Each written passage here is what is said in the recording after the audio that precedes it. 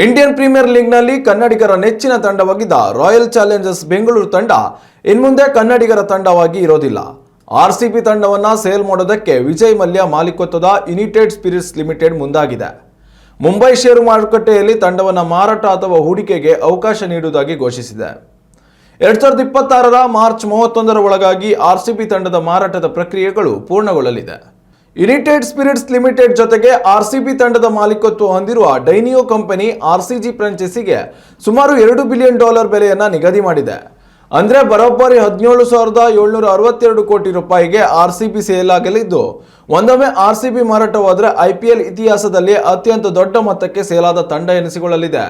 RCB ತಂಡವನ್ನು ಖರೀದಿಸಲು serum institute of ಇಂಡಿಯಾದ ಅದರ್ ಪೂನಾವಾಲಾ, ಜಿಎಸ್ಡಬ್ಲ್ಯೂ ಗ್ರೂಪ್ನ ಜಿಂದಾಲ್ ಜೊತೆಗೆ ಅದಾನಿ ಗ್ರೂಪ್ ಮಾತ್ರವಲ್ಲದೆ ಕೆಲವು ಅಂತಾರಾಷ್ಟ್ರೀಯ ಕಂಪನಿಗಳು ಮುಂದೆ ಬಂದಿವೆ.